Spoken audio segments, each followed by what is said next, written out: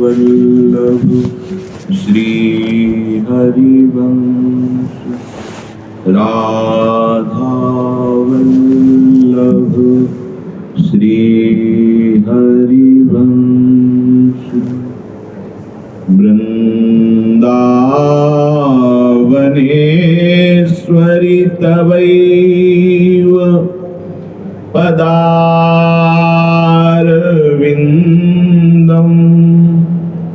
प्रेमामृतैकमकरन्द रसोघपूर्णम्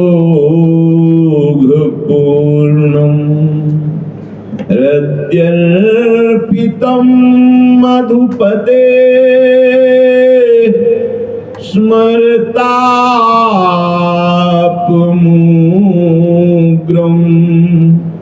निर्वापयत् परम शीतलमाश्रयामि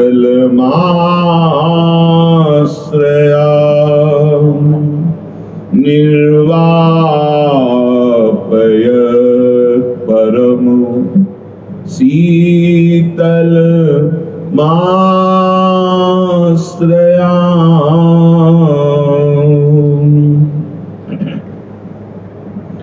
राधा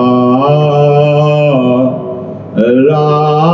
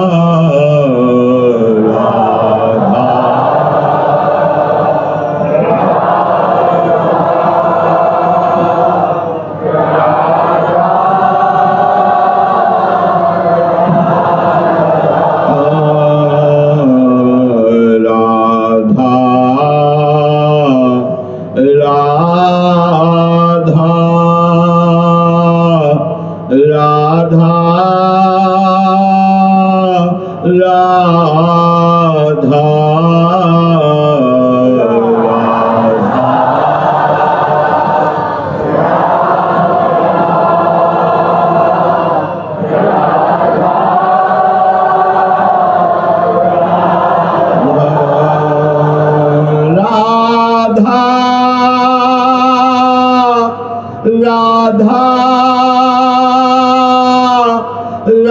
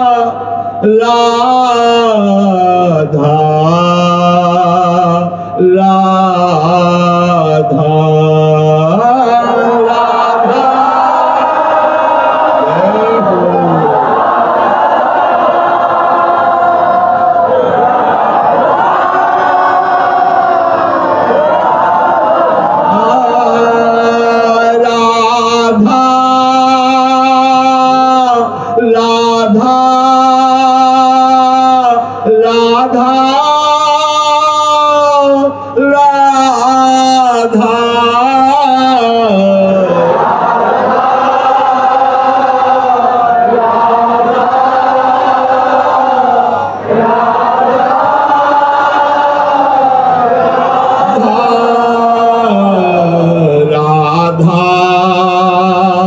राधा राधा राधा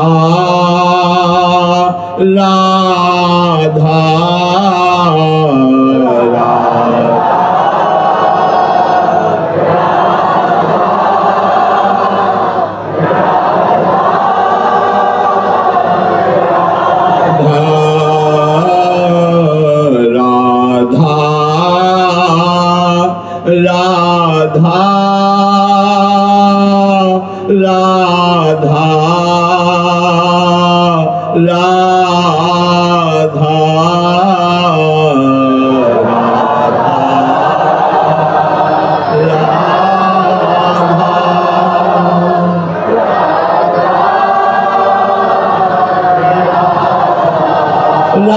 राधा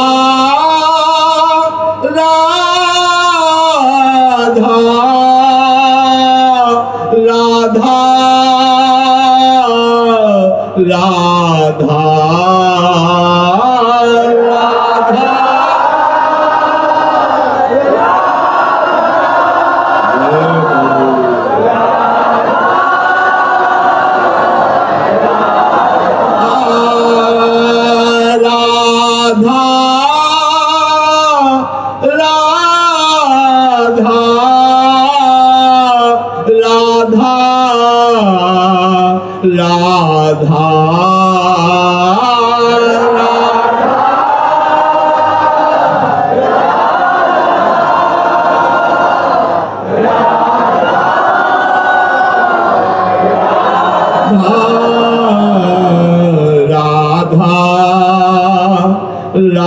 राधा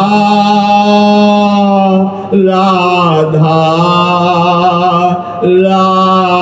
राधा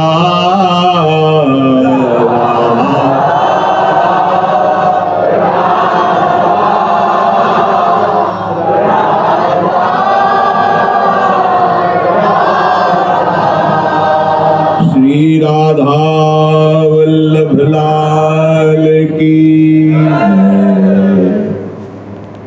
परम सच्चिदानंद घन प्रेमामृत स्वरूप अनंत ब्रह्मांडों के स्वामी अनंत ऐश्वर्यों के स्वामी करुणा समुद्र श्री लालजू महाराज श्री कृष्णचंद्र जी अर्जुन जी को निमित्त बनाकर समस्त देहधारियों को आवागमन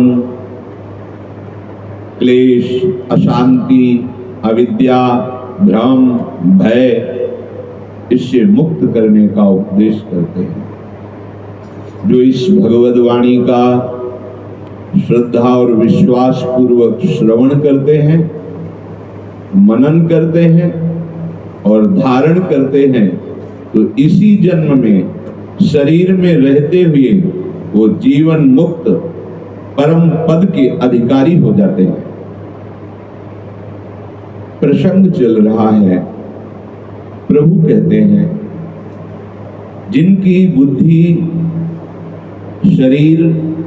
शरीर के भोग और शरीर के रिश्ते नातों को सत्य मानकर फंसी हुई है, ऐसे जो भोग और ऐश्वर्य को सब कुछ मानने वाले हैं, वो कभी परमात्मा प्राप्ति का निश्चय ही नहीं कर सकते।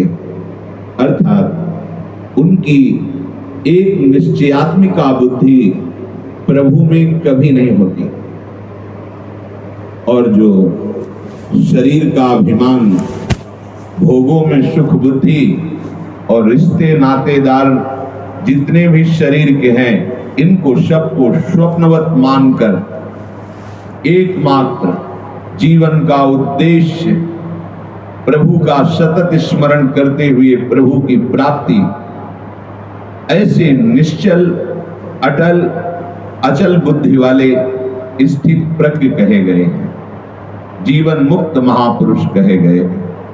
अर्जुन जी का प्रश्न हुआ कि ऐसे जीवन मुक्त स्थित प्रज्ञ महापुरुषों के लक्षण क्या होते हैं, वो कैसे बोलते हैं, उनका चलना फिरना कैसा होता है, उठना बैठना, उनका व्यवहार कैसा होता है, पीछे आप प्रसंग में सुन चुके हैं।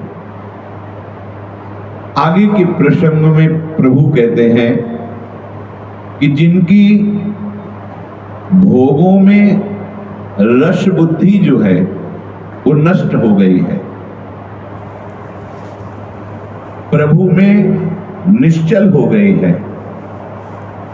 ऐसे महापुरुषों को स्थित प्रज्ञ कहा गया है।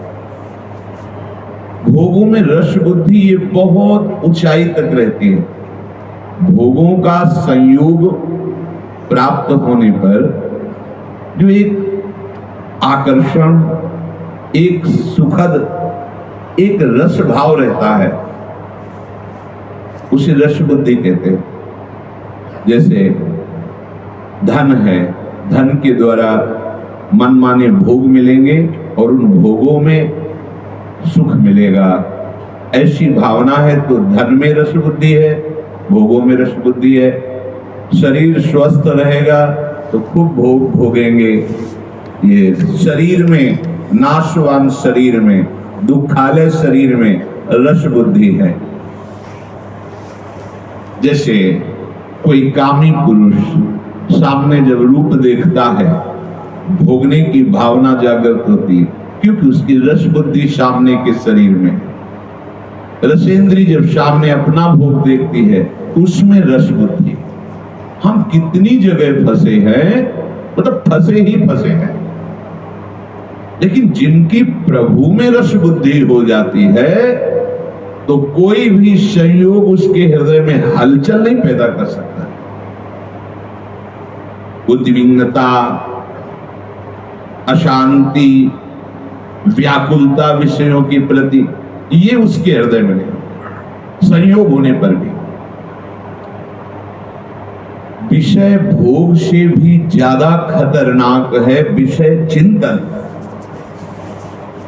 जब उपासक प्रगट में विषयों का त्याग कर देता है, पर विषयों के प्रति रस बुद्धि अभी नष्ट नहीं हुई है और वो असावधान होकर विषयों का चिंतन करता है, तो बिना विषय भोग के भी अंतःकरण वैसे ही मलिन हो जाता है जैसे विषय भोग से। और जिसकी प्रभु में रस बुद्धि है, वो अनुकूल या प्रतिकूल दोनों विषयों में विचरता हुआ भी अंतःकरण की निर्लिप्तता और निर्विकारता में स्थित रहता है। इसीलिए श्रीमद् राधा सुधा निधि में कहा गया है, कर्माणि स्मृति बोधितानि नितराम कुर्वन्तु कुर्वन्तु मां गूढ़ाश्चर्य रसास्रगादि विषयान् गृह्णन्तु मुञ्चन्तु वा। वो महापुरुष विषयों का सेवन करे या विषयों का त्याग दे, कोई फर्क नहीं पड़ता। क्यों?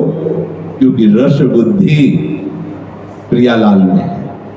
कैवा भाव रहस्य पारग मति, मति माने बुद्धि, श्री राधिका प्रियसा। लाडली लाल के चरणारविंद में ऐसी रस बुद्धि हो गई है कि वो शास्त्र के अनुसार कार्य करे या ना करे, वो विषयों का सेवन करे या ना करे, वो एकांत रहे या बहिर्मुख पुरुषों का संग करे, तो भी उसमें कोई फर्क नहीं पड़ता, क्योंकि उसकी रस बुद्धि नष्ट हो गई है। जब तक हमारी रस बुद्धि रहती है तभी तक आकर्षण रहता है। जैसे पशु है, उसके सामने हीरा जवाहरात का ढेर लगा दो, क्या उसको तनिक भी आकर्षण होगा? क्या? जितने भी भोग हैं, जितने भी सुंदर सुंदर गहने, सुंदर सुंदर पोशाक, सुंदर कोई रूपवान, कोई रूपवती, कोई जो भी, उसकी कोई रस बुद्धि नहीं है, इसमें कोई फर्क नहीं। वो उधर नहीं देख, चली जाए, चाहे गाय हो, बैल हो, पशु, वो नहीं देखे। वो तो अज्ञान की धरा में वो जानता नहीं। पर ये ज्ञानी पुरुष, ये भगवत भक्त, ये जानता है कि ये रूपवान है, ये गुणवान है, ये मीठा है, ये नमकीन है, ये दुखद है, ये सुखद, जानता है, और उसके हृदय में विकार नहीं उत्पन्न हो सकता। ये जैसे गाढ़ सुषुप्ति में सोया हुआ पुरुष हो, बाहर से आप खूब सजा दो या उजाड़ दो, कुछ भी, और सुषुप्ति में क्या फर्क पड़ता है? पर वह ज्ञान की धरा में है, जानता नहीं। पर जो भगवत प्रेमी महापुरुष है, वो सब जाग करके देखते हुए भी ऐसे सुषुप्ति की तरह रहता है उसका हृदय, कोई फर्क नहीं पड़ता। उन्मनी अवस्था कहते हैं उसे, बड़ी महिमामयी स्थिति होती है। प्रभु का आश्रय लेकर प्रभु का भजन करने वाले को कोई भी भय भयभीत नहीं कर सकता। बहुत बड़ी बात है। कोई भी राग आकर्षित नहीं कर, वो वीत राग हो जाता है। कभी उसके हृदय में क्रोध मूढ़ता नहीं पैदा कर सकता, कभी उसके हृदय में लोभ आकर्षित नहीं कर सकता। बड़ा से बड़ा तपस्वी अपनी तपस्या के द्वारा उसको दंड नहीं दे सकता जो भगवद आश्रित है। भारी से भारी मंत्र वेदता अपने मंत्र का प्रयोग करके उसे प्रताड़ित नहीं कर सकता। कोई भी ब्रह्म ऋषि श्राप देकर भगवत भक्त को कष्ट नहीं दे सकता। बड़ी महिमा है प्रभु में बुद्धि का निश्चल हो जाना। ये जीवन की परम सफलता, इसके लिए कोई कठिनता नहीं, क्योंकि वो हमारे हैं, हमारे प्रीतम हैं। बस ये जो और कुछ मान रखे हो अपने प्रीतम, उनको त्यागना कठिन है। पर अगर आप हिम्मत करें विवेक के द्वारा, तो वो कभी हमारे हुए ही नहीं। जिनको हमने अपना माना है, तो उनके त्यागने में कोई श्रम नहीं पड़ेगा। अज्ञान के कारण सब हमें त्यागे हुए हैं, पर हम ही पकड़े हुए हैं। हमारा शरीर प्रतिपल हमें त्याग रहा है, हमारा मन हमारा त्याग किए हुए, वो हमको अपने अधीन चलाना चाहता है। हमारी इंद्रियां हमारे अनुशासन को न स्वीकार करके अपने अनुशासन में हमें रख रहे हैं। सब स्वार्थ बुद्धि से हमारा सेवन कर रहे, और हम ऐसे अज्ञान में फंसे कि इनको अपना मानते हैं। और जो अहेतुकी कृपालु हैं, मंगल भवन है, कभी उनके द्वारा मंगल आज तक नहीं हुआ, कर भी नहीं सकते हो। उनकी सामर्थ्य नहीं कि किसी का मंगल कर सके। जैसे सूर्य की सामर्थ्य नहीं कि अंधेरा कर सके। जब तक सूर्य है, अंधकार फटकने नहीं पाएगा। ऐसे ही मंगल भवन प्रभु के द्वारा वो चाहे भी तो अमंगल नहीं कर सकते। उन्होंने जिनका शरीर खंडन किया और ऋषि मुनि दुर्लभ परम पद के अधिकारी हो गए, कहां मंगल हुआ? महापावन महामंगल मोद उनको प्राप्त हुआ जो प्रभु से द्वेष करते थे, प्रभु को गालियां देते थे, प्रभु का अपमान, प्रभु को मारने की चेष्टा की। उनको प्रभु ने परम पद प्रदान किया। ऐसे प्रभु के चरणों में जिनकी निश्चल बुद्धि हो गई है, वो स्थित प्रज्ञ है। प्रभु श्री कृष्णचंद्र जी कह रहे हैं, यततो ह्रापि कौन्तेय पुरुषस्य विपश्चितः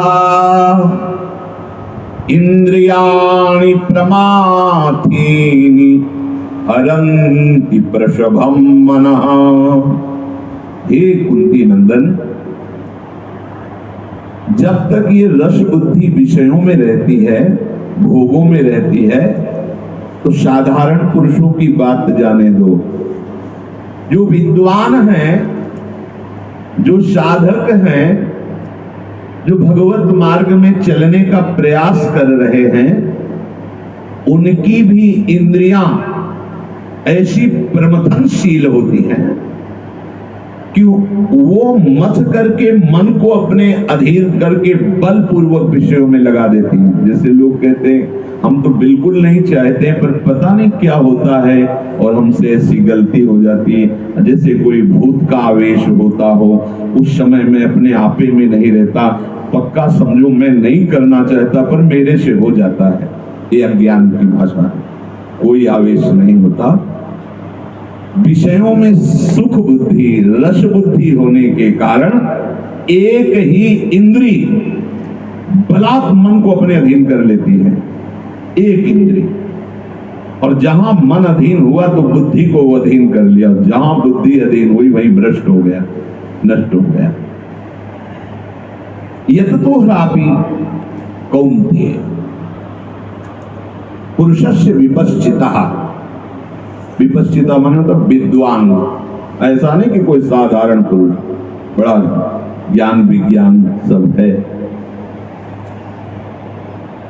स्वयं साधक यत्न करता है, उपासना करता है, बड़े विवेक पूर्वक चलता है, आसक्ति और फलेच्छा का त्याग करता है, दूसरों के हित की भावना रखता है, दूसरों को सुख पहुंचाने की भी भावना रखता है, दूसरों का कल्याण हो ऐसी भी भावना रखता है, ऐसी क्रिया भी करता है, कर्तव्य अकर्तव्य को जानता है, सार असार को जानता है, कौन कौन से कर्म नहीं करने चाहिए, कौन कौन से कर्म करने चाहिए, इसको भी जानता है, कर्मों का परिणाम क्या होता है ये भी जानता है।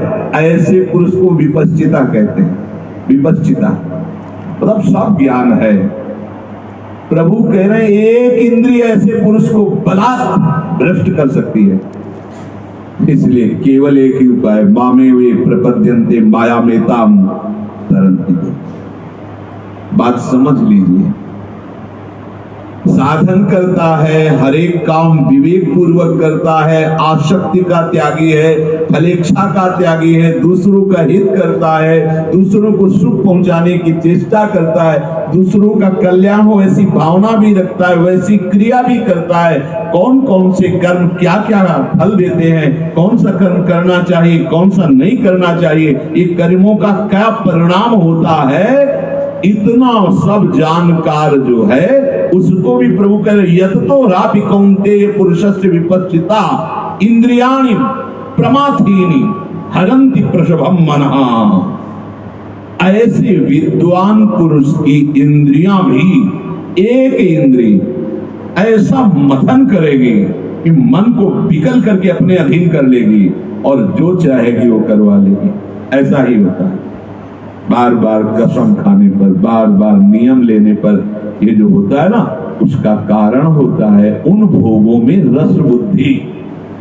जब तक रस बुद्धि का त्याग नहीं होगा तब तक आपका हृदय निश्चल बुद्धि प्रभु में नहीं माना जाएगा, चाहे जितना साधक। इसीलिए बहुत जन्म जन्म भी हो जाते हैं। यदि सत्संग सही ढंग से हमें सुनने को ना मिले तो जन्म जन्म व्यतीत हो जाते हैं। इतना कर लो बस हो जाएगा। यहां समझिए परम पद किसे कहते हैं और वो कैसे प्राप्त होता है, ये सत्संग से पता चलता है। मन का प्रभु में समाहित हो जाना, बुद्धि का निश्चल हो जाना, चित्त का एक एक वृत्ति सहित प्रभु के चरणों के चिंतन में रमण करना, अहम का प्रभु के दासत्व में बदल जाना, इसे ही परम पद कहते हैं। किसी भी द्वंद का, किसी भी संग का, किसी भी विषय का किंचित मात्र प्रभाव न पड़े, यही जीवन मुक्त अवस्था होती है। अपने को सुनकर लग रहा है बहुत कठिन है, बिल्कुल कठिन नहीं। आपको ऐसा लग सकता है कि कोई लंगोटी लगाने वाला, घास पत्ता खाने वाला, एकदम कंदराव में रहने वाला तो ऐसा हो सकता है, लेकिन घर गृहस्थी में रहने वाला, समाज में रहने वाला ऐसा कैसे हो सकता है? बिल्कुल भ्रम। हो सकता है वो लंगोटी लगाने वाला, बलकल वस्त्र पहनने वाला, घास पत्ता खाने वाला, कंदराओं का सेवन करने वाला अभी विषयों में रस बुद्धि रखे हो सकता है कि पूरे परिवार में रहने वाला, जैसे अपने लोगों को भ्रम हो जाता है कि ये तो इसके पत्नी है, पुत्र है, ये कैसे त्यागी हो सकता है। आपको क्या पता, पुत्र होने के बाद उसने संकल्प कर लिया आजीवन ब्रह्मचर्य रहेंगे, और दोनों साथ रहकर ब्रह्मचर्य रह रहे हैं, रस बुद्धि धीरे धीरे प्रभु में आ रही। ऐसे त्यागी को लाखों बार प्रणाम है। आप क्या समझते हैं? ऐसे त्यागी को लाखों बार प्रणाम है। भ्रम हो जाता है त्यागाभिमानियों को, ये तो पत्नी के साथ रहते हैं, और बाबा जी कहते हैं अपने को, त्यागी कहते हैं अपने को। पत्नी के साथ रहना कोई बुरी बात है क्या? लेकिन अकेले रहते हो, माना कि बहुत त्याग करते हो, लेकिन रस बुद्धि भोगों में है, सब बेकार हो गया। अपनी साधना का अभिमान है, त्याग का अभिमान है, सब कूड़ा हो गया। और वो दैन्य है कि मैं तो गृहस्थ हूं, बच्चा है, पत्नी है, बस संत गुरुजनों की चरण धूलि के प्रताप से प्रभु में लग गया हूं, बलिहारी उसके जीवन को। ये आंतरिक पाप है। ऐसा ही कुछ ब्रह्म दुर्वासा जी को भी हो गया था। भगवान शंकर के अंश से प्रकट है और महा महिमा में अत्रि व अनुसुईया जी के यहाँ प्रकट हुए। दत्तात्रेय जी, दुर्वासा जी और चंद्रमा मुनि, ये तीन महापुरुष हैं। भगवान हरि के अंश से दत्तात्रेय जी, भगवान शिव के अंश से दुर्वासा जी और भगवान ब्रह्मा जी के अंश से चंद्रमा मुनि। दुर्वासा जी ने जब अम्बरीश जी की महिमा सुनी तो उनको लगा कि महल में नवीन नवीन रानियों के बीच में जो नवयुवतियां हैं, सुंदरी हैं, भोग सामग्री है, जो चक्रवर्ती सम्राट है, वो ऐसा कैसे हो सकता है?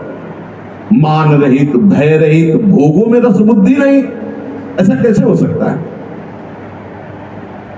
बड़ी घटना घटी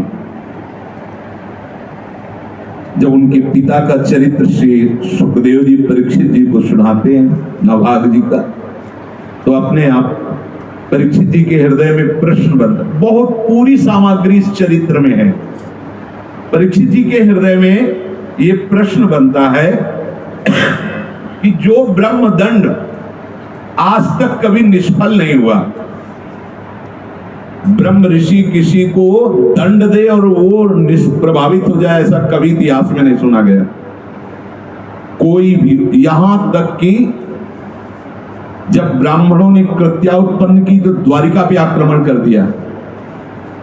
वो तो भगवान विराजमान थे द्वारिकाधीश, तो उनके महान महामहिम पार्षद सुदर्शन जी ने लीला प्रकट कर दी अपनी। काशी नगरी को भी जला दिया और सुदक्षिण आदि ब्राह्मणों से सबको नष्ट कर दिया। पर कितना बड़ा संकल्प होता है ब्रह्मदंड कि वो कृत्या द्वारिका में आक्रमण करने के लिए प्रवेश कर चुकी थी, हाहाकार मच गया था। परीक्षित जी ने कहा, भगवन् श्रोतुमिच्छामि राजर्षेस्तस्य धीमतः न प्राभूद यत्र निर्मुक्तो ब्रह्मदंडो दुरत्ययः।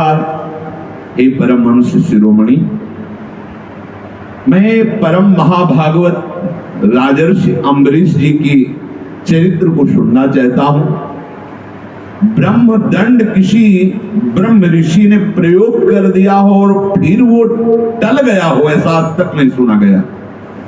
किसी भी तरह से ब्रह्मदंड को टाला नहीं जा सकता, परंतु अम्बरीश जी का कुछ भी नहीं बिगाड़ सका। ये बड़े आश्चर्य की बात है। परमहंस श्री सुखदेव जी महाराज ने कहा, अम्बरीशो महाभागः शब्ददीपवती महिं अव्ययां च श्रियं लब्ध्वा विभवं चातुलं भुवि मेनेति दुर्लभं पुंसां सर्वं तत्स्वप्न संस्तुतम्। आहा, विद्वान् विभव निर्वाणं तमो विशति यत् पुमान्। हे राजन, सबसे पहली बात तो है कि अम्बरीश जी बड़े भाग्यवान थे। बड़ा भाग्य किसे कहते हैं? बड़ो भाग वृंदावन पाए। प्रभु के धाम, प्रभु के नाम, प्रभु के रूप, प्रभु की लीला में आसक्ति जिसकी हो गई उसे कहा जाता है बड़ा भाग्यशाली। अहो भाग्य इसके, इसे धाम मिला, इसे नाम मिला, इसे प्रभु के रूप की आसक्ति हो गई, इसे प्रभु की लीला गुणों के श्रवण कथन की आसक्ति हो गई। सबसे पहले परमहंस श्री सुखदेव जी महाराज कहते हैं अम्बरीश जी अहो भाग्य, बड़े भाग्य। मेनेति दुर्लभम पुंसाम सर्वम तत्स्वप्न संस्तुतम। जो बड़े बड़े त्यागी और भोगी दोनों के लिए दुर्लभ है, ऐसी भोग सामग्री प्राप्त थी अम्बरीश जी को। लेकिन उस भोग सामग्री को कैसा समझते थे? सर्वम तत्स्वप्न संस्तुतम। समस्त भोग सामग्री को झूठा, मिथ्या, स्वप्नवत समझते थे। परमहंस जी अंदर की वृत्ति को देख के कह रहे हैं अतुलनीय ऐश्वर्य जो साधारण असाधारण सबके लिए दुर्लभ है वो अम्बरीश जी को प्राप्त था। सातों द्वीप का एक छत्र राज्य उसे चक्रवर्ती सम्राट कहते हैं। चक्रवर्ती सम्राट महाराज अम्बरीश जिन भोगों के लोभ में पड़ करके त्यागी और रागी दोनों की दुर्गति हो जाती है, ऐसे भोग घेरे हुए थे अम्बरीश जी को, पर उनके चित्त में कहीं भी रस बुद्धि नहीं थी। ये पूरा चरित्र पूरे भागवतिक सद्गुणों से युक्त है जो भगवत प्राप्त महापुरुषों में होने चाहिए, पूरे के पूरे इसमें है। जो धन वैभव भोगों के चक्कर में पड़ करके नरकगामी होते हैं,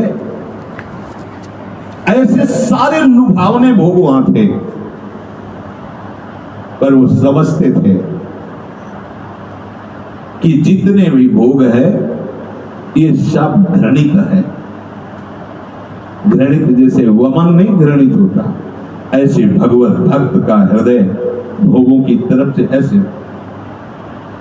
जिसकी रस बुद्धि प्रभु में हो गई है, ये सब दिखावटी है, इसमें है नहीं, ऐसा भक्त को सत्य अनुभव होता है। वासुदेवे भगवती तद्भक्तेषु च साधुषु प्राप्तो भावम परम विश्वम येनेदम लोष्टवत् स्मृतम। आहा, प्रभु श्री कृष्ण के चरणों में उनका अगाध प्रेम और उनके भक्तों से परम प्रेम था अम्बरीश जी का। जिसका प्रभु के भक्तों से प्रेम नहीं है वो कभी प्रभु के प्रेम का किंचित मात्र भी अधिकारी नहीं हो सकता।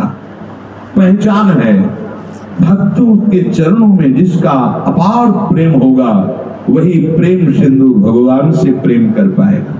और जिनका प्रभु से प्रेम है उनके जीवन चरित्र में पाया गया कि वो प्राण भी भक्तों को देने में हिचकते नहीं है। सब धर्म कर्म एक तरफ, भक्त आराधना एक तरफ।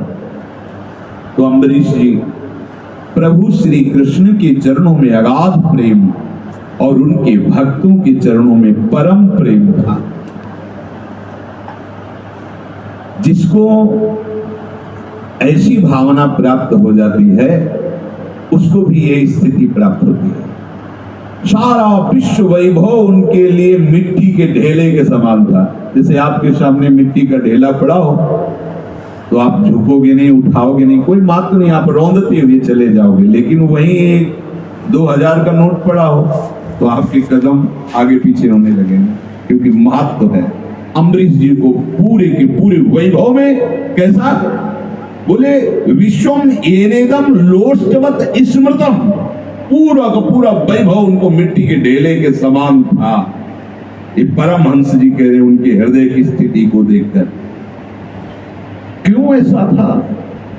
अब उपासक की एक एक इंद्री कैसी भगवत अनुरागी होनी चाहिए, ये इसमें बड़ा महामहिम चरित्र है।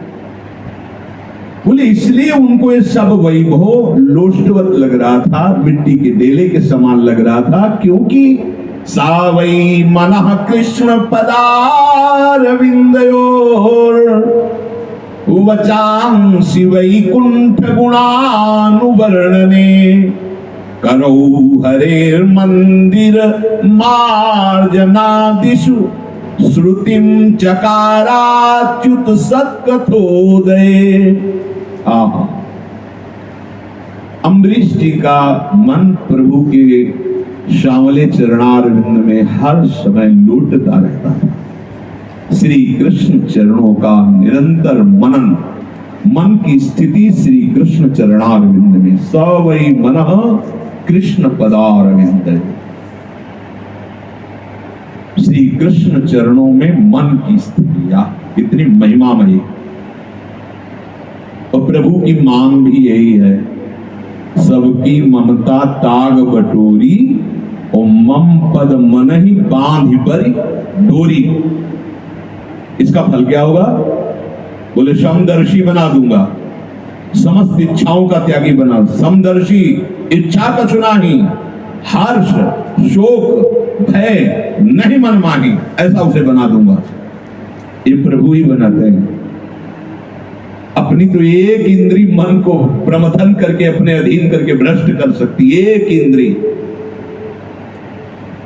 प्रभु के चरणों का जो आश्रय है।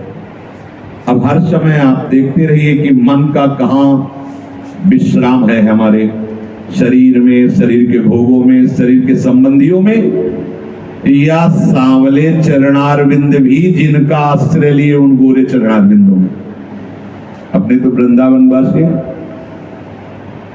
महल के निवासी हैं, तो हम तो उन चरणों का आश्रय लिए, श्री राधा जी के चरण निवास, जिन चरणों को ये सांवले चरणारविंद, जिनकी आराधना बड़े बड़े योगींद्र मुनींद्र ईश्वर कोटि के करते हैं, वो गोरे चरणारविंद को अपने प्राण रूपी संपुट में छिपाए घूमते हैं।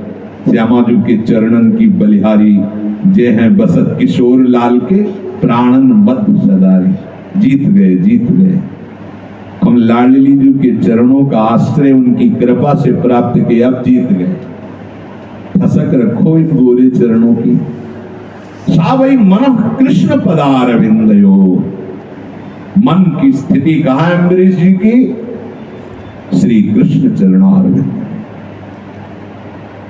कितना महासुख होगा उस उपासक को जिसका मन अविचल हो गया प्रभु के चरणों में। देखो, थोड़ी देर के लिए मन शांत होता है। किसी भी विषय सेवन के लिए जब हलचल होती मन में, और जब आप विषय का सेवन करते हैं तो उस विषय से निवृत्ति होने पर थोड़ी देर के लिए मन निष्काम होता है। वो संस्कार स्वभाव, जितने मिनट सेकंड आपको ऐसा लगा, वो भोग से नहीं लगा, मन निष्काम हुआ इसलिए वो 1 सेकंड, 1 मिनट, 2 मिनट, फिर नई कामना, फिर हलचल। अगर कोई कामना ही ना हो और मन आनंद समुद्र में लगा है, उस सुख का कौन अनुभव कर सकता है? जब तक वहां नहीं मन लगा तब तक वो वाणी का विषय है ही नहीं। अम्बरीश जी का मन कहां है? कृष्ण पदारविंद में। और वचांसी वैकुंठ गुणानुवर्णने, पतिव्रता की तरह हमारी वाणी होनी चाहिए।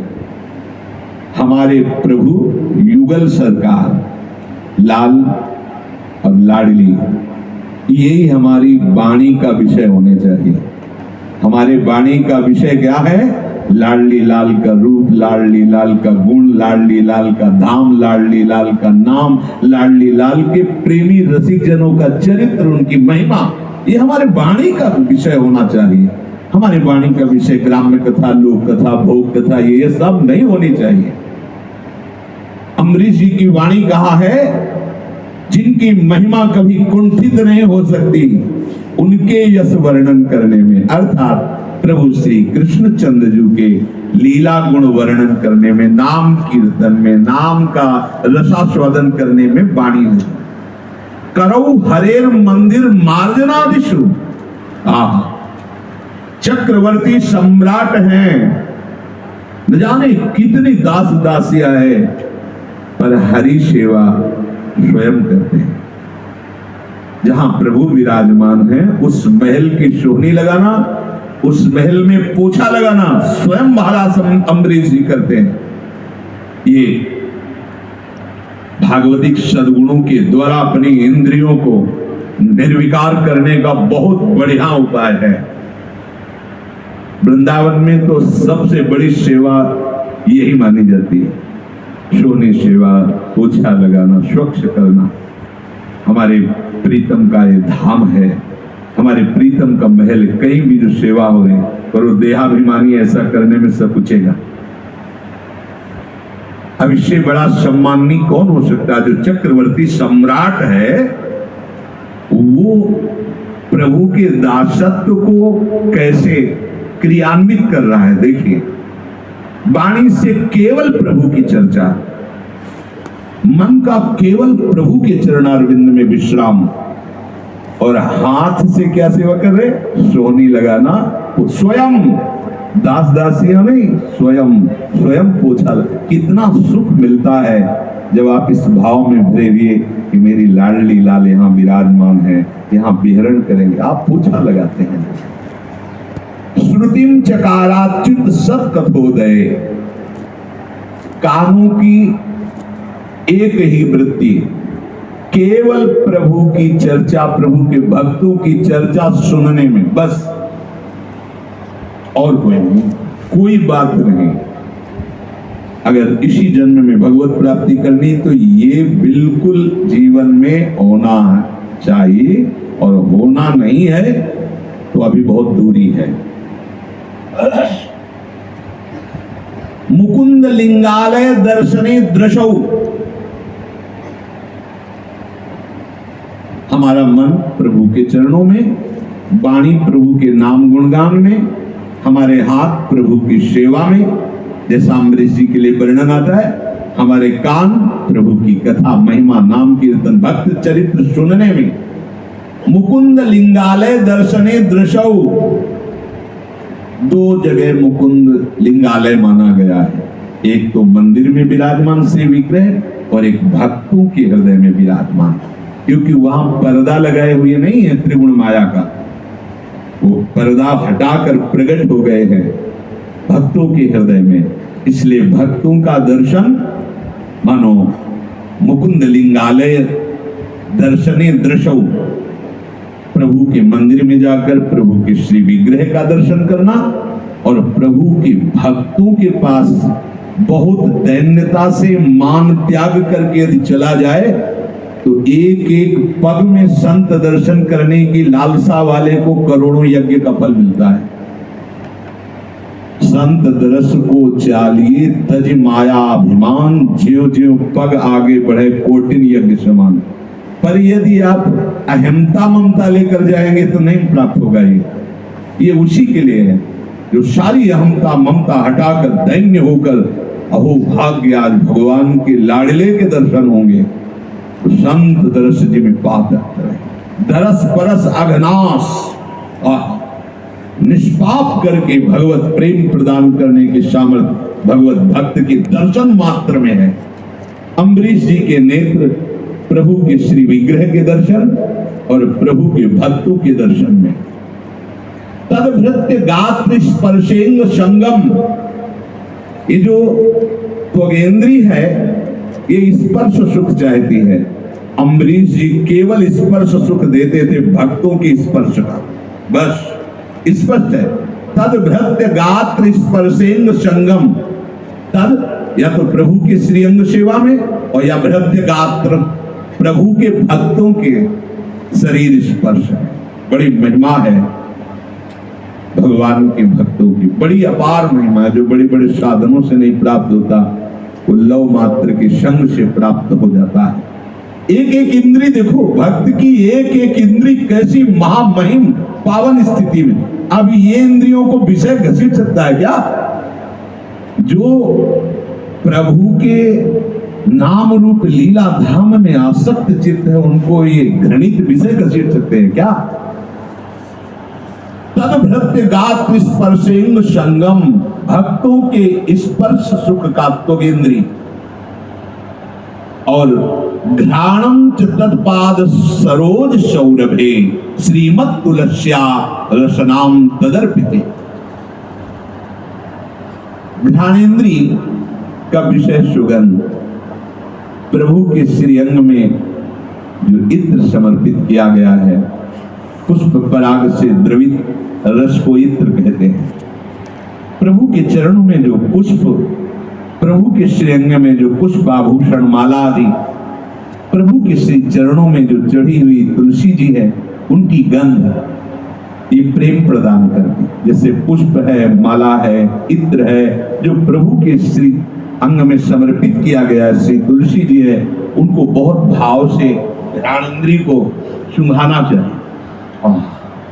हमारे प्रभु को अर्पित की प्रसादी पुष्प है, प्रसादी माला है, ये प्रसादी आभूषण है, ये प्रसादी तुलसी जी है। बार बार रोमांच बना चाहिए। अहोभाग अहोभाग। अम्बरीश जी ऐसा ही करते थे। घ्राणम च तत्पाद सरोज सौरभे श्रीमत तुलस्या। श्री चरणों में अर्पित तुलसी जी पुष्प माला आदि का घ्राणेन्द्रिय से रसास्वादन। रसना तदर्पिते, जिह्वा में प्रभु को पवाया हुआ ही प्रसाद पाते थे अम्बरीश जी। ये नियम होना चाहिए। ऐसा फिसलने वाला स्वभाव नहीं होना चाहिए कि गरम गरम समोसा चटनी देखिए, अगर 15-20 मिनट श्री जी के आगे रखोगे तो ठंडे हो जाए। दिखा दो दिखा दो दिखा दो। हाँ, श्री जी ने कभी देखा नहीं समोसा, दिखा दो। अरे भाई, आपका भाव ही तो श्री जी पाती हो, आपने पहले उसे पा लिया है, अब श्री जी क्या पाएंगे? श्री जी क्या देखेंगे? श्री जी लाल जी को देखेंगे, समोसा चटनी देखेंगे।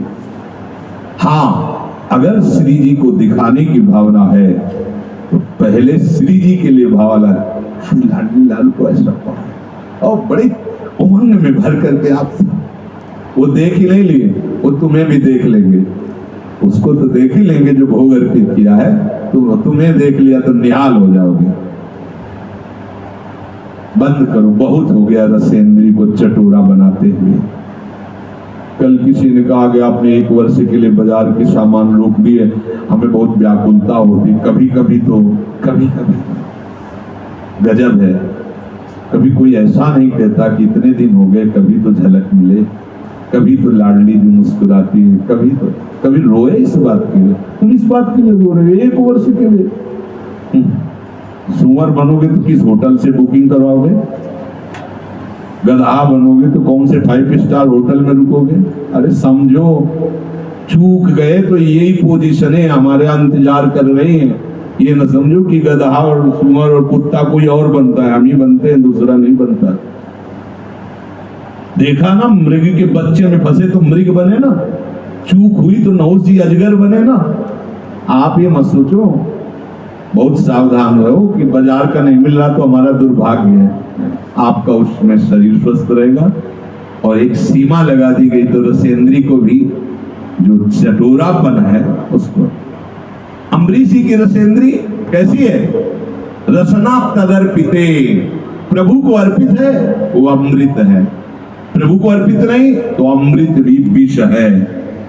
बिना नाम लिए, बिना भगवद अर्पित किए बूंद पानी भी नहीं जाना चाहिए, तभी हम इस माया पर विजय प्राप्त करेंगे। ध्यान रखना, नहीं एक इंद्री मन को विकल करके भ्रष्ट कर देगी। एक इंद्री 10 है,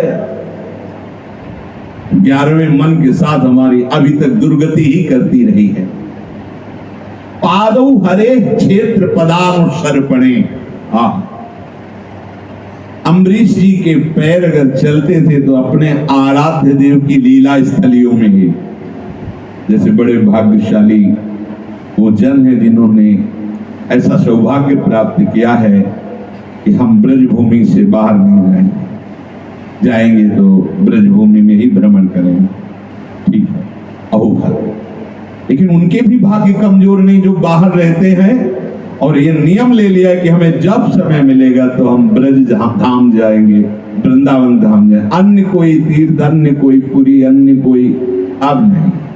अब तो बस हम वृंदावन को बीत चुके हैं, भले कहीं रहे, हमें जब समय मिलेगा सेवा से तो हम भाग के वृंदावन जाएंगे। पादौ हरे क्षेत्र पदानुसर्पणे।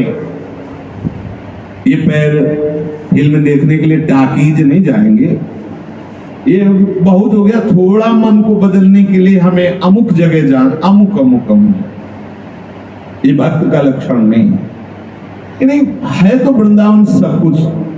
हम किसी निज जन की बात, हाँ ठीक है वृंदावन, पर जो पहाड़ में लता पता झरना का सुख, हरिद्वार में और वो गंगोत्री तक जो शोभा है, हमें कोई श्रद्धा नहीं, पर थोड़ा मन बदलने के लिए हम मन को बदलना ही तो नहीं चाहते, हम नहीं बदलना चाहते। ये वृंदावन के सिवा और कहीं चले ऐसा नहीं चाहते। मन ही मारी तनहारी के वृंदावन में गाल, नियम लेना होगा। पादौ हरे क्षेत्र पदानुसर्पणे, सिरौ ऋषिकेश पदाभिवंदने। और सिर से क्या सेवा होती थी? बोले प्रभु के चरणों में बार बार नमन और प्रभु के भक्तों के चरणों में बार बार नमन। हाँ, हमारा किसी विषय देने वाले या किसी अन्य संबंधों से नहीं, हमारा भगवत संबंध से सर झुकना चाहिए। हम हरिदास हैं, हम प्रभु के चरणों के दास हैं। ये नहीं होना चाहिए कि जो हमारी मनोनुकूल विषय सामग्री दे और सब उदास नहीं। भूत भविष्य लोक 14 में भय होए हरि प्यारे, 300 व्यवहार हमारो अभिमानिनते न्यारे। महाराज अम्बरीश जी का सर भक्तों के चरणों में और प्रभु के चरणों में सदैव नतमस्तक होते रहते।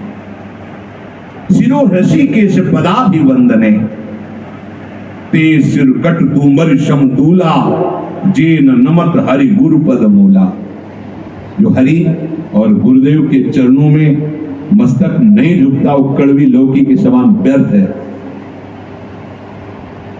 कामं च दासे न तो काम काम्यया, यथोत्तम श्लोक जनाश्रयारति।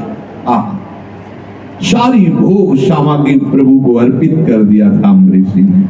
अपना कहीं कोई अस्तित्व और अधिकार नहीं, सब कुछ प्रभु का है। और वो कुछ लोग ऐसा भी करते हैं कि ये सामग्रियां समर्पित करके भावना करते हैं कि आगे चलकर बहुत मात्रा में मिलेगी, क्योंकि शास्त्रों में वर्णन है यदि प्रभु को आप कुछ भी अर्पित करेंगे तो कई गुना बढ़ के मिलता है। तो इस सिद्धांत को मानने वाले कि कई गुना बढ़ के मिलेगा, तो भाई यहाँ इतने रुपए दे दिए तो कई गुना मिलेगा, उसमें कोई संशय नहीं। इसीलिए यहाँ कहा कि कामं च दासे न तो काम काम्यया। अम्बरीश जी समस्त भोग सामग्री वैभव प्रभु के चरणों में अर्पण किए, लेकिन इस भावना से नहीं कि आगे मिलेगा, नहीं, वो भी एक कामना तो किए ही है कि ये मिले। क्या मिले? तो कह रहे हैं यथोत्तम श्लोक जनाश्रयारति। जो उत्तम श्लोक प्रभु के चरणों के जन है, वो जिन चरणों के आश्रित हैं, उनकी रति प्राप्त हो।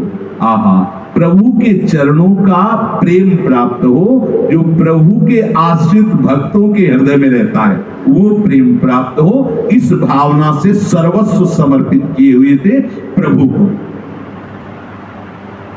एवं सदा कर्म कलापमात्मनः परेध यज्ञे भगवत यथोक्षजे, सर्वात्म भावम विदधन महिमिमाम तन्निष्ठ विप्राविहितः ससासः। सारे कर्म केवल प्रभु के लिए अम्बरीश जी करते थे। अपना सर्वस्व समर्पित करके केवल प्रभु को अपना मानते थे। ये समझते जाना, अपना सर्वस्व प्रभु को समर्पित करके केवल अपना कौन है? प्रभु है। और जो बड़े बड़े भगवत भक्त थे, उनकी आज्ञा से राज्य का शासन करते थे।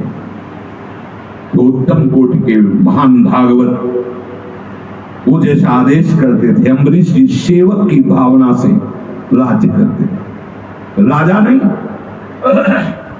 ब्रह्म ऋषियों के सेवक। वशिष्ठ जी, राधा, गौतम जी, असित जी, ये बड़े बड़े महान जो ऋषि थे, अम्बरीश जी की श्रद्धा और भक्ति के कारण वो वहां आते रहते थे। भक्तों को भगवान सुख देने के लिए महान महान ऋषियों का, भक्तों का सानिध्य दिलाते रहते हैं, जो भगवत आश्रित जन होते हैं। ऐसे ऐसे महापुरुषों के सानिध्य में बड़ी बड़ी दक्षिणा वाले अश्वमेध यज्ञ करके भगवान को प्रसन्न करते हैं। भगवान के सुख के लिए ऐसे ऐसे महर्षियों ब्रह्म ऋषियों को बिठा करके बड़ी बड़ी यज्ञ करते, भगवान की आराधना करते। बड़े ही सुंदर अम्बरीश जी जो भगवान की आराधना करते हैं वो दोनों सुंदर हो जाते हैं, हृदय भी और रूप भी। ऐसा आकर्षण होता है रूप में कि इनको देखते रहें, इनके समीप बैठे रहें, ऐसा सुख मिलता है। और अम्बरीश जी का एक कठोर शासन था अपनी प्रजा के ऊपर। सबको भगवान के मंगलमय गुणों का गायन करना होगा, नाम कीर्तन करना होगा, सबको भगवत चरित्र सुनना होगा, सबको नाम जप करते हुए भगवत आराधना करनी होगी। अगर ऐसा किसी भी घर में नहीं पाएगा तो उसे दंड दिया जाएगा। सबके घरों में ठाकुर जी, सबके घरों में नाम कीर्तन, सबके घरों में भगवत चर्चा। तुम और चिंता मत करो, तुम्हारा भरण पोषण सब होगा, लेकिन तुम्हारे घरों से प्रभु का नाम कीर्तन गूंजना चाहिए। कहीं भी अगर हमारे पार्षदों ने बताया कि इस घर में ठाकुर सेवा नहीं, नाम कीर्तन नहीं, तो उसे दंड दिया जाएगा। तुम्हारी जितनी आवश्यकता है वो सब राज खजाने से पूर्ण होगी, पर तुम्हारा नियम होगा नाम कीर्तन, भगवत चर्चा करना और भगवत चर्चा सुनना। स्वर्गो न प्रार्थितो यस्य मनुजैरमर प्रियः शृण्वद्भिरुपगायद्भिर् उत्तम श्लोक चेष्टितम्। महाराज अम्बरीश के पूरे राज्य में ऐसा आनंद बरसता था कि कोई स्वर्ग की भी इच्छा नहीं करता था। नाम कीर्तन हो रहा है, भगवत लीलाएं गाई जा रही, भगवत सेवा हो रही, भगवत चरित्र सुने जा रहे हैं। समस्त प्रजा के हृदय में भगवत प्रेम स्फुरित था। सोचो उस राजा के हृदय में कैसा प्रेम होगा जिसके शासन में प्रजा के हृदय में भगवत प्रेम स्फुरित होने का उपाय सुन लिया।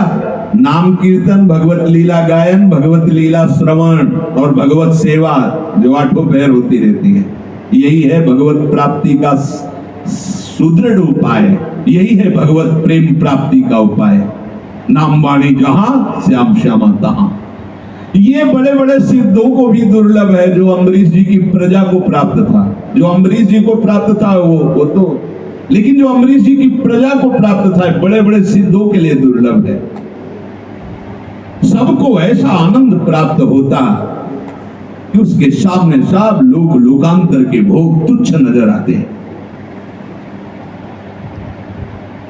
राजा अम्बरीश इस प्रकार तपस्या युक्त भक्ति योग के द्वारा, प्रजा पालन रूप स्वधर्म के द्वारा सदैव प्रभु की आराधना में निमग्न रहते। अम्बरीश जी के हृदय में कोई भी आसक्ति नहीं थी। क्या बात है। स्वधर्मेण हरिम प्रीणन संगान सर्वान क्षणैर्जहौ। कोई भी आसक्ति, न राज्य की आसक्ति, न भोग की आसक्ति, न पत्नी की आसक्ति, न शरीर की आसक्ति, एकमात्र प्रभु की आसक्ति। जहां प्रभु की आसक्ति होती है वहां कोई भी ये छोटी मोटी आसक्तियां नहीं रहती, और जहां ये सब आसक्तियां होती है वहां प्रभु की आसक्ति नहीं होती। घर, स्त्री, पुत्र, भाई, बंधु, बड़े बड़े सब सुख संपत्ति को सब का सब ये मायाकृत असत्य झूठा है। ये अम्बरीश जी का अनुभव था। महादेव जी भी कह रहे हो, माँ कहूं मैं अनुभव बना सत हरि भजन जगत सब सपना। गृहेषु तारेषु सुतेषु बंधेषु दीपोत्तमस्यंद नवाधिपत्यसु। जितना भी ये सब वैभव है, परिवार है, ये सब मायाकृत झूठा नाटक है। अपने को सत्य लग रहा है क्योंकि माया में हम फंसे हैं। जो प्रभु में अपने चित्त को फंसा दिया उनको ये अनुभव होता है, पढ़ने से नहीं, उनको ऐसा अनुभव होता है। ऐसा जैसे आप नाटक देखने जाते हैं, उसमें बैठते भी हैं, उससे प्रभावित भी होते हैं, लेकिन आपका हृदय पहले ही निश्चय किया होता है कि नाटक है, झूठा है। ऐसे ही भक्त व्यवहार करता है, सब करता है, हंसता है, खिलता है, खाता है, ऐसा नजर आता है, पर उसके हृदय में एक प्रभु के सिवा दूसरी कोई आसक्ति, कोई राग, कोई मात तो नहीं है। इस प्रेममयी भक्ति और ऐसे समर्पण से प्रभु इतने प्रसन्न थे कि अम्बरीश जी को पता भी नहीं था, और अपने दास की रक्षा के लिए महान सामर्थ्यशाली भगवत स्वरूप पार्षद सुदर्शन जी को आदेश कर दिया था, हर समय अम्बरीश जी की रक्षा में रहो।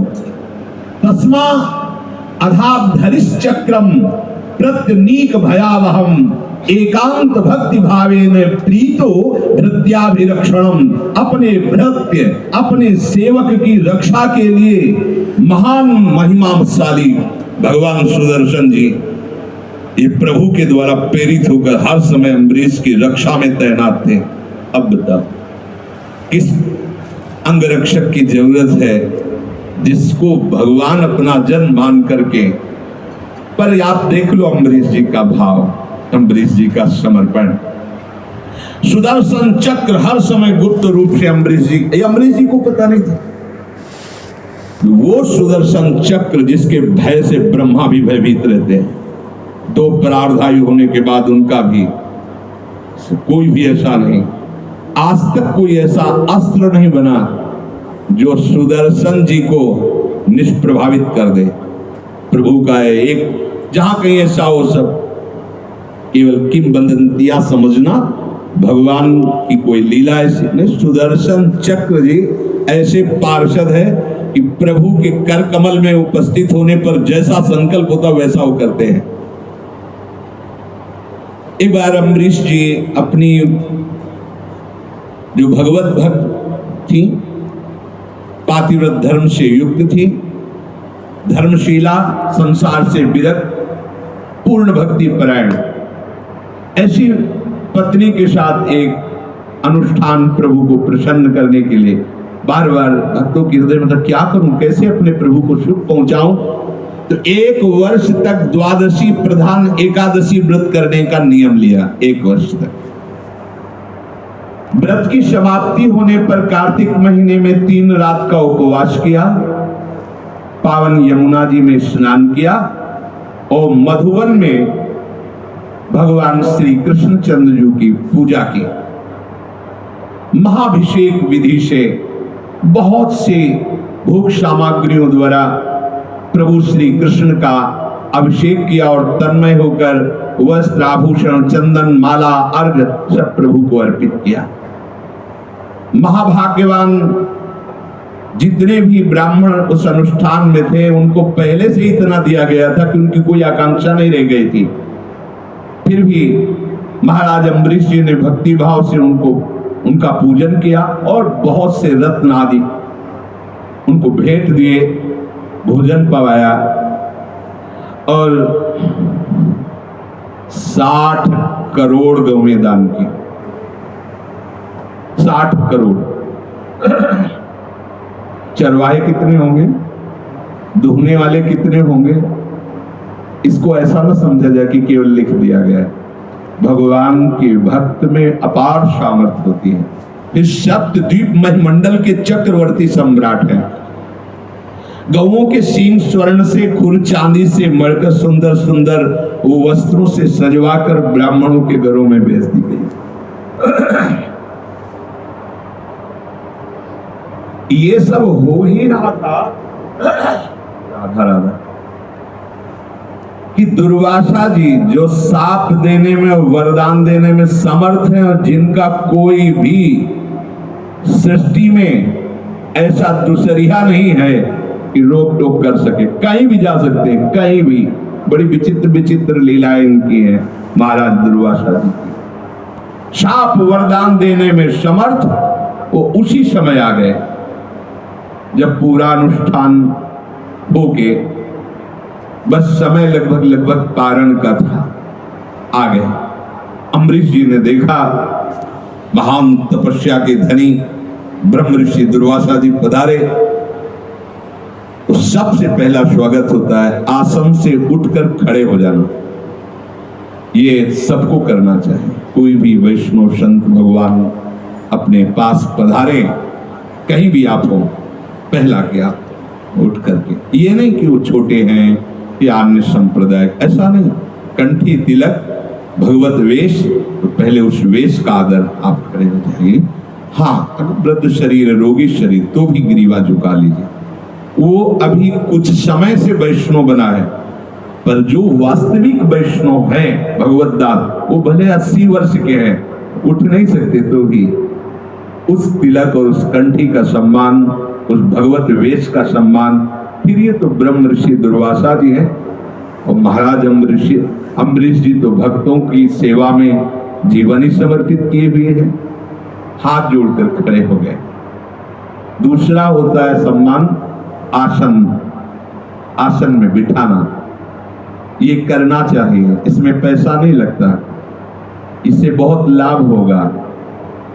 कहीं अगर ऐसा आपको लगता है कि तो वाणी का तो सम्मान तो कर ही सकते हैं। जैसे कोई भिक्षा मांगने आपके घर आया है, आपको ऐसा लगता है पता नहीं छलिया कोई न हो, ऐसा ना हो कि कपटी कोई हो, साधु वेश में आकर कुछ अहित करना चाहता है, ठीक है, कलयुग है, ऐसा भी हो सकता है।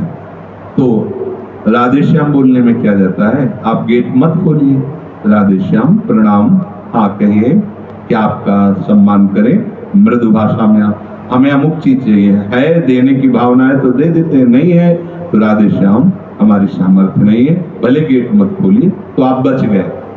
आपने यदि कटु वचन बोला या अवहेलना कर दी या देख के छुप गए तो आपकी सुकृत ले जाएगा जो आपके दरवाजे आया हुआ, भले वो कपटी पर ले जाएगा सुकृत, ऐसा सिद्धांत शास्त्र का है।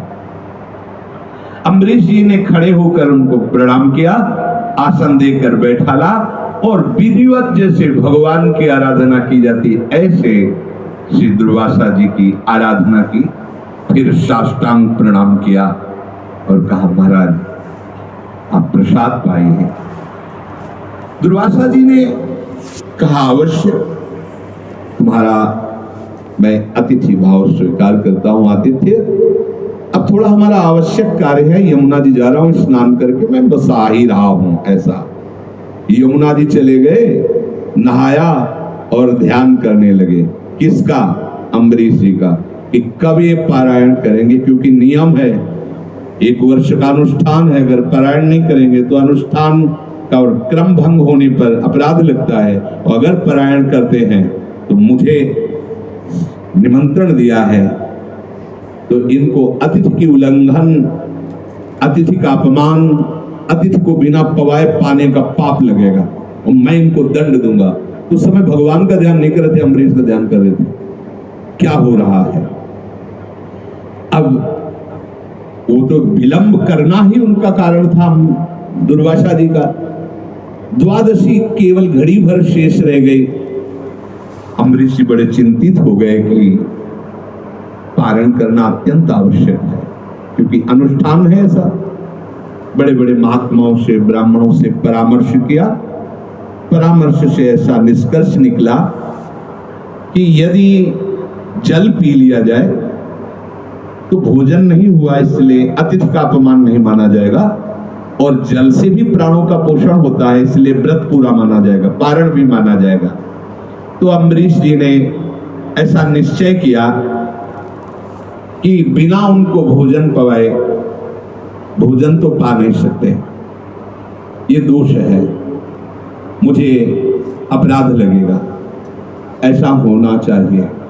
यदि आपके घर में कोई भक्त वैष्णव आमंत्रित किए गए हैं या वो आने वाले हैं तो भले शाम हो जाए, हमें इंतजार करना चाहिए। जब तक वो नहीं पाएंगे तब तक नहीं पाना चाहिए। अगर वो शाम तक नहीं आते हैं, उनका समय पूरा हो गया है, फिर आप तो कोई परेशान, पर वो फिर बेसमय में आ जाए तो फिर हाथ जोड़कर प्रार्थना करके उनके लिए नवीन रसोई बना के आप पाइए। ये भगवत भक्तों की बात, संसारिक पुरुष से समझेगा ही नहीं। श्रुतियों में, शास्त्रों में ऐसा कहा गया, जल पी लेने से पारण हो जाता है, और भोजन नहीं करेंगे इसलिए अतिथि सत्कार भी हो जाएगा। अम्बरीश जी ने प्रभु का चरणामृत पान किया, प्रभु को जल अर्पित किया, फिर जल पान किया, और दुर्वासा जी तो यही देख ही रहे थे। तत्काल वहां से खड़े हुए आए। राजा अम्बरीश जी ने आगे बढ़कर अभिनंदन किया और कहा पधारिए। वो तो ध्यान के द्वारा पहले ही देख चुके थे कि अम्बरीश जी ने पारण कर लिया है, दुर्वासा जी के ओठ फड़कने लगे। ये बहुत बड़ी बात है, भगवत स्वरूप है दुर्वासा जी, बड़े तपस्या के धनी, पर भगवत भक्तों की महिमा के आगे इसीलिए सब तपस्या और सब अनुष्ठान एक तरफ हो जाते हैं। देखो इनको क्रोध आ गया, इतनी बात में क्रोध आ गया। इतना नहीं क्रोध आया, मन्युना प्रचलत गात्रो भ्रकुटी कुटिलाननः बुभुक्षितश्च सुतराम कृतांजलिमभाषत अहो अस्य नृशंसस्य श्रियोन्मत्तस्य पश्यत धर्म व्यतिक्रमं विष्णुर्भक्तस्य स्मानिना। ये अपने को भक्त मानता है तो अभक्त। ये धनाभिमानी राजा मुझे निमंत्रण करता है और मेरे को पवाए बिना ये स्वयं पारण कर लेता है।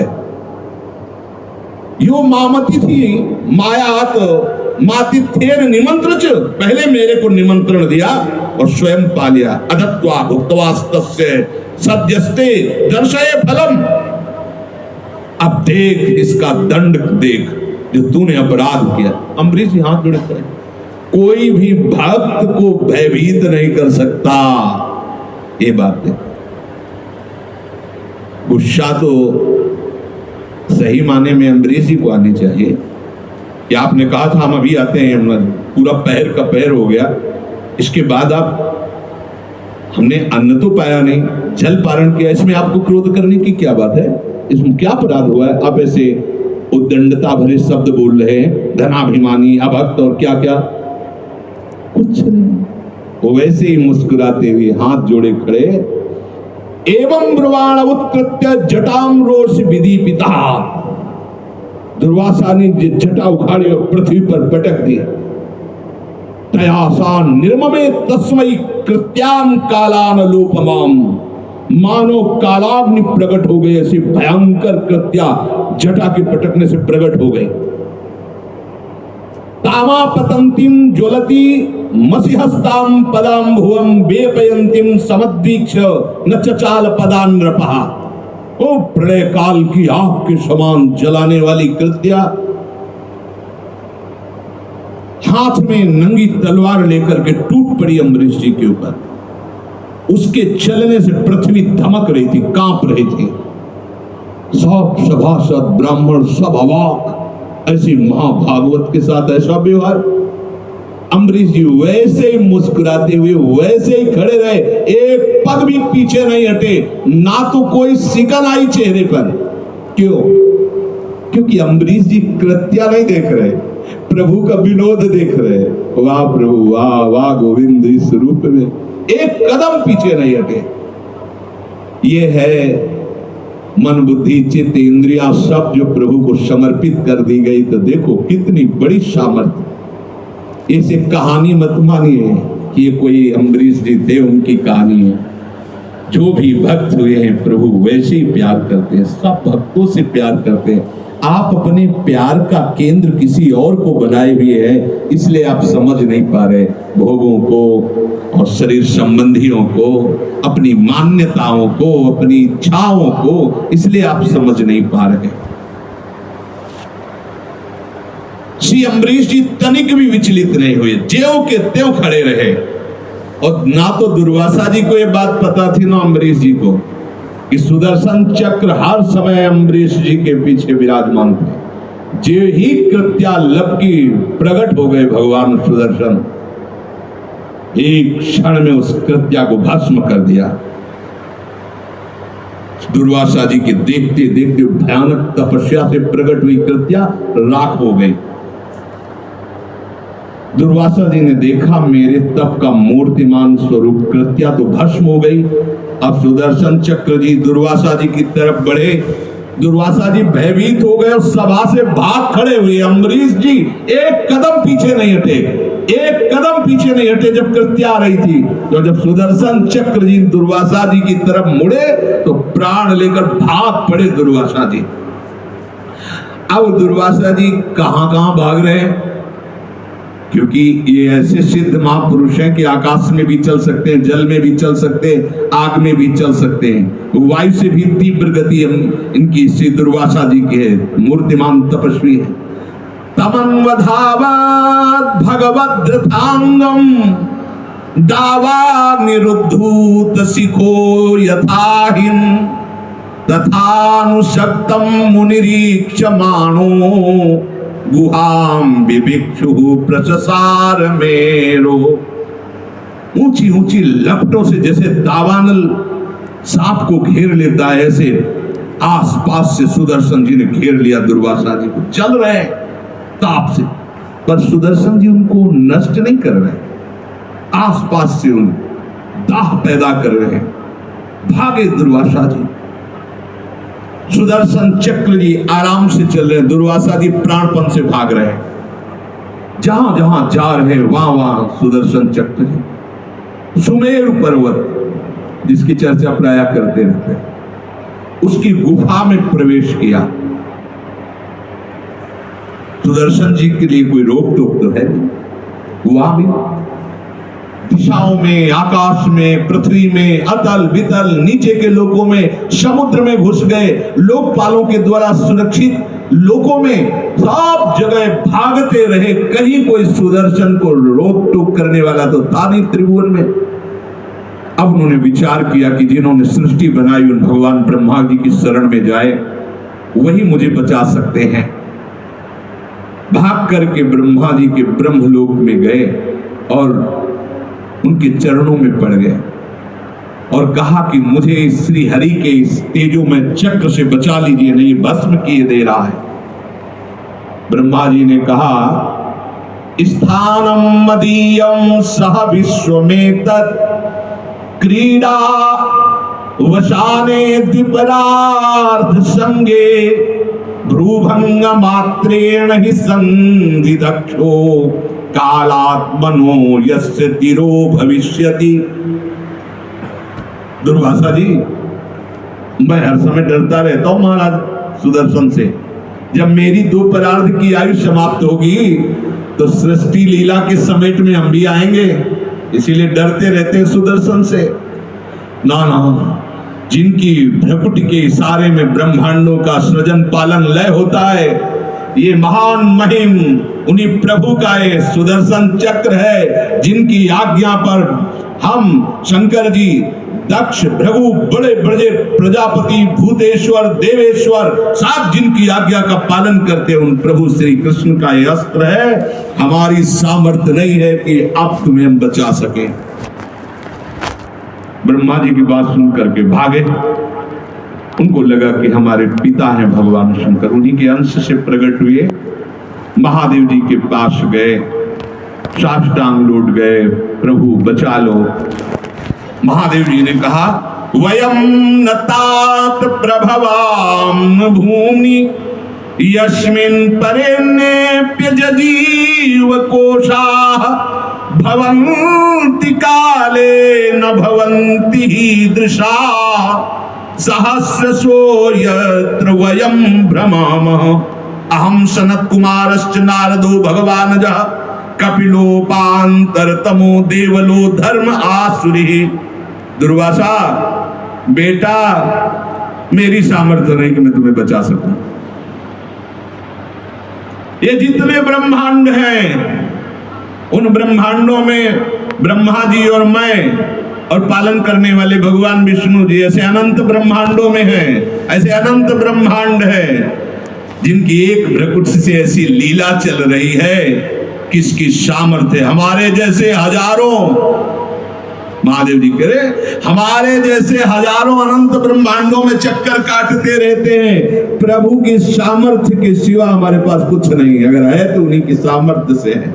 मैं सनत कुमार, नारद, भगवान ब्रह्मा, कपिल देव, अपांतरतम, देवल, धर्म, आसुरी, मरीज, ये बड़े बड़े सिद्धेश्वर, देवेश्वर, किसी की सामर्थ्य नहीं कि भगवान की माया को जान सके कब क्या क्या घटना घटने वाली है।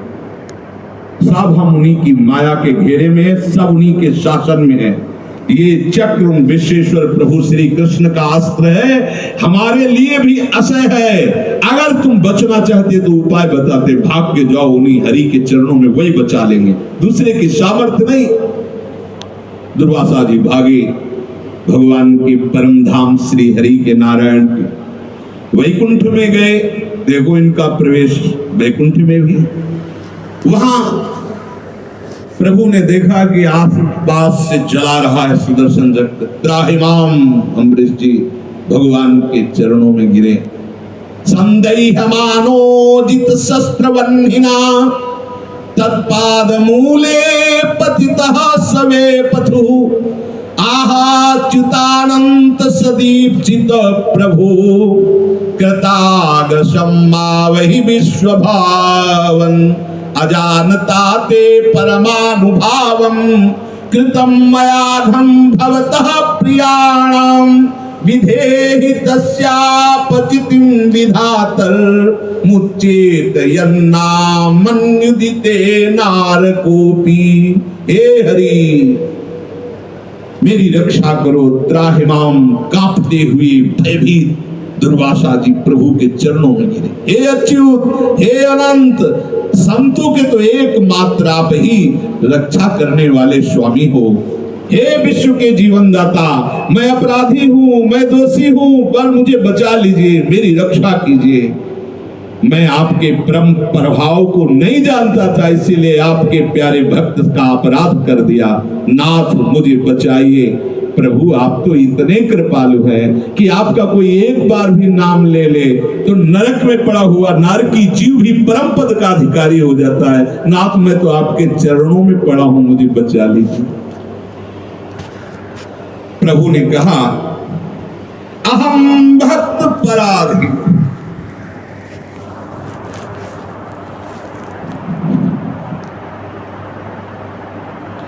जिनमें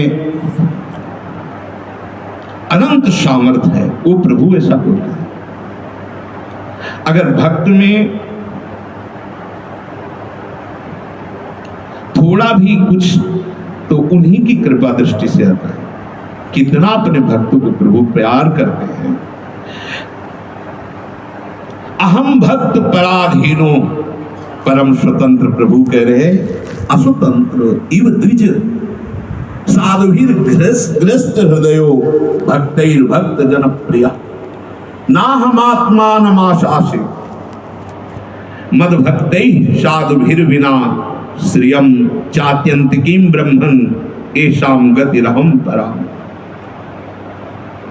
दुर्वासा मैं स्वतंत्र नहीं हूं, मैं भक्तों के पराधीन हूं, मैं भक्तों के अधीन हूं। अगर तुम ये समझते हो कि मैं स्वतंत्र भगवान हूं तो बिल्कुल नहीं, मैं भक्तों के अधीन रहता हूं। ये जो मेरे सीधे सर्वस्व समर्पण करने वाले भक्त हैं वो मेरे हृदय को अपने हाथ में ले लिया है। भक्तजन मुझे प्यार करते हैं और मैं केवल भक्तजनों से प्यार करता हूं। ब्रह्मन भक्तों का एकमात्र आश्रय मैं ही हूं। इसलिए जो मेरे साधु स्वभाव वाले भक्तजन हैं उनको छोड़कर ना मैं तो अपने को चाहता हूं, ना ये विनाश रहित महालक्ष्मी को चाहता हूं। नहीं, मैं केवल भक्तों से प्यार करता हूं। मैं अपने आप को भी उतना प्यार नहीं करता।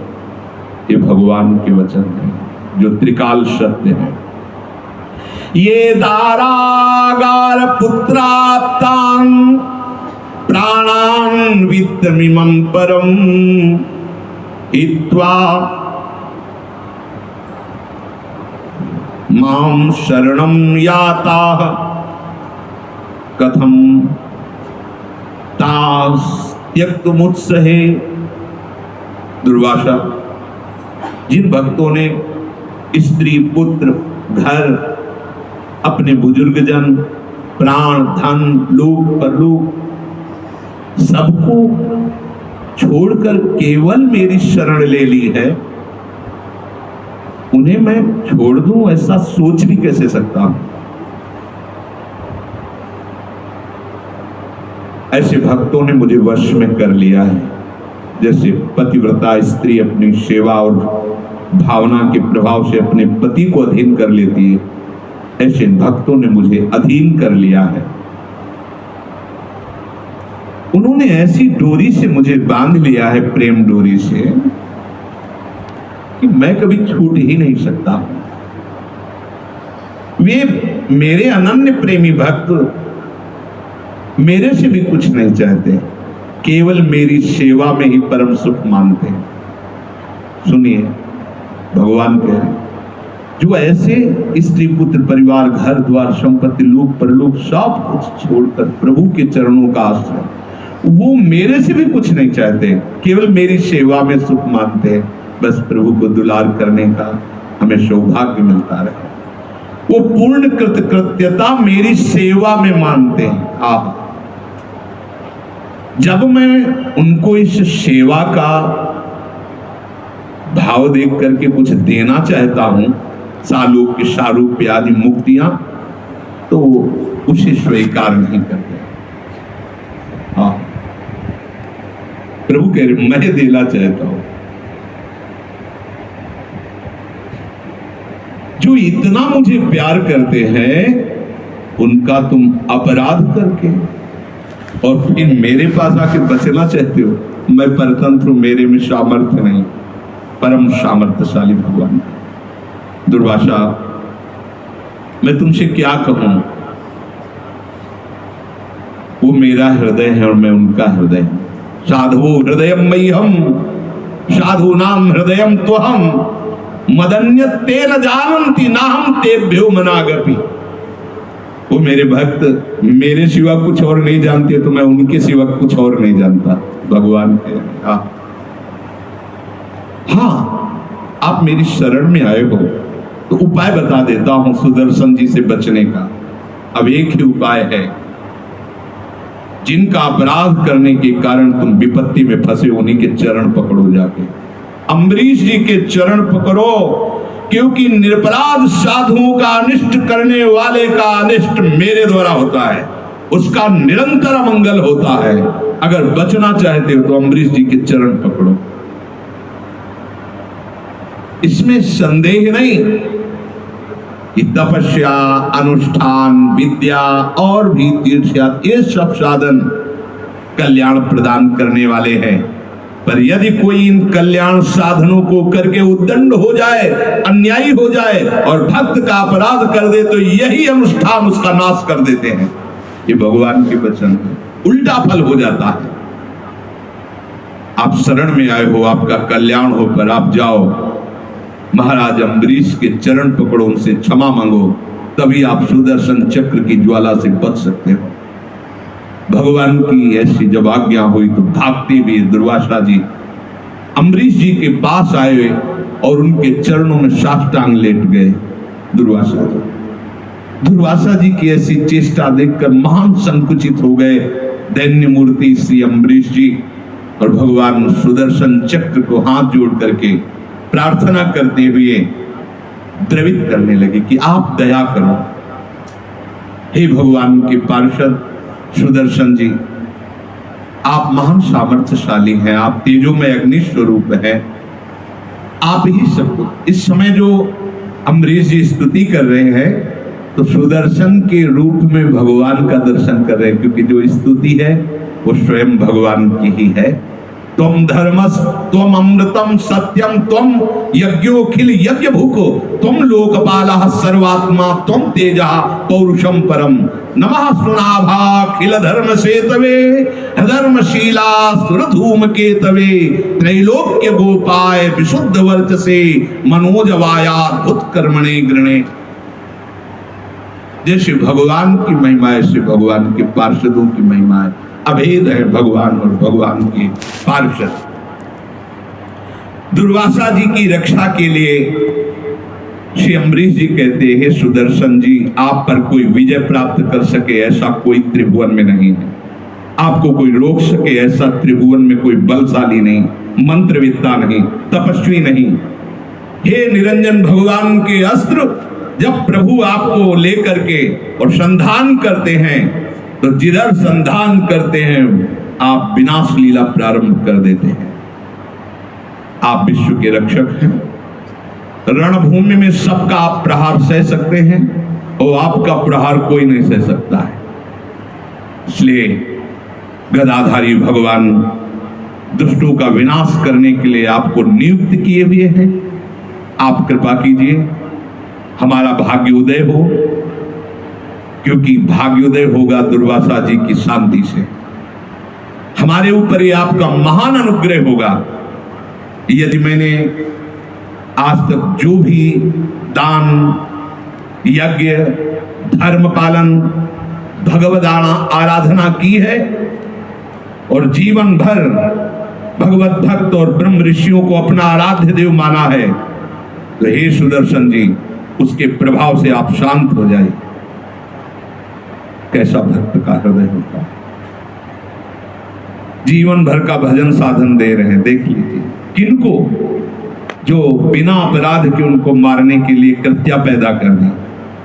जो ऐसे महामहिम भक्त का हृदय कैसा होता है, जीवन भर का साधन भजन सब कह रहे हैं, बस आप जलन शांत कर दो दुर्वासा। यदि मैंने समस्त प्राणियों में अपने प्रभु को देखा है तो मेरे प्रभु प्रसन्न हो, और हे सुदर्शन जी, आप दुर्वासा की जलन को शांत कर दीजिए।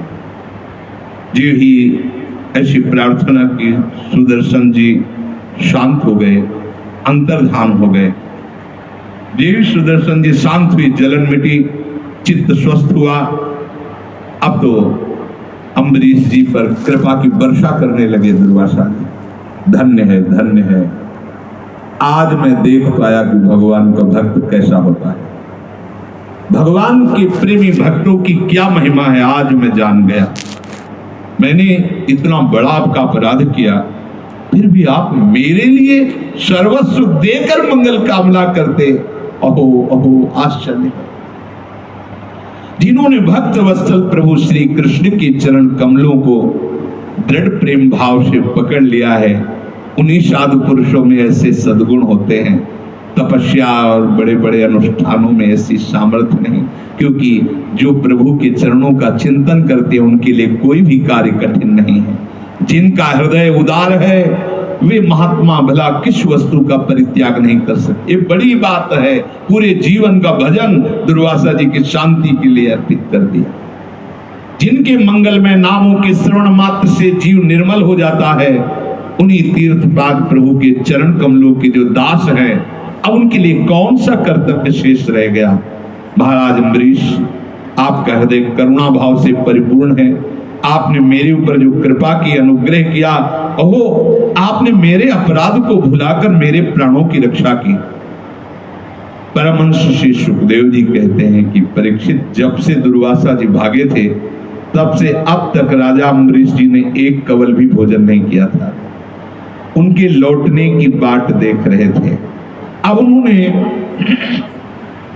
दुर्वासा जी के चरण पकड़ लिए और उन्हें प्रसन्न करके भोजन पवाया, आदर सम्मान किया।